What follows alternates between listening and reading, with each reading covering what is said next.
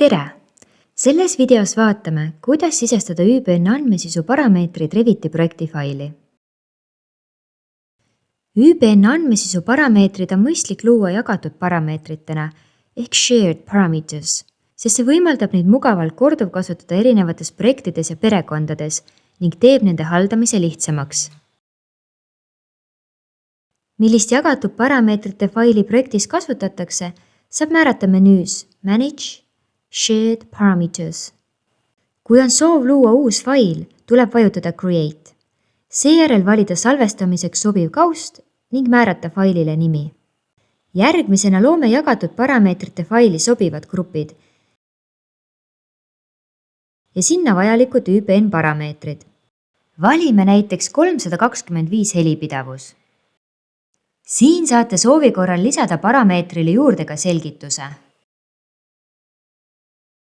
Teeme veel ühe näite. 336 sissepääs hoonesse.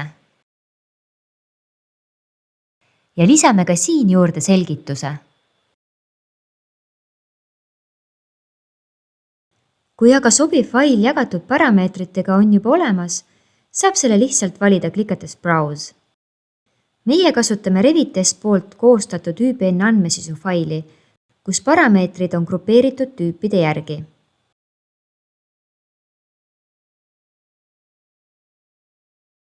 Selleks, et need parameetrid projekti lisada, tuleb avada Project Parameters. Loome uue parameetri. Valime Shared Parameter ja seejärel otsime üles parameetri 325 helipidavus. Määrame selle parameetri elemendi tüübi põhiseks ehk type ja paigutame IFC parameetrite alla ning valime, milliste objekti kategooriatega see seotud on. Lisame veel ühe parameetri. –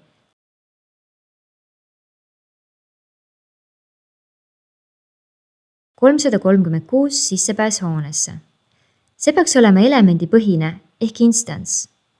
Paigutame ta IFC parameetrite alla ja valime ka talle sobivad objekti kategooriad.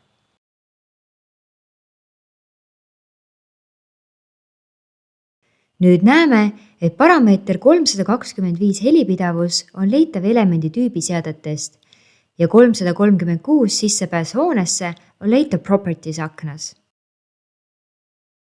Sarnasel viisil tuleks lisada projekti faili ka kõik teised ÜBN andmesisu parameetrid. See oli kiire ülevaade ÜBN andmesisu lisamisest Reviti projekti faili. Kui soovid rohkem infot ÜBN andmesisuga Reviti alusfailide kohta, vaata ka meie videot Revitestist. Aitäh vaatamast! Järgmises videos näitame, miks on mõistlik ÜBN andmesisu parameetrid lisada ka Reviti perekonda.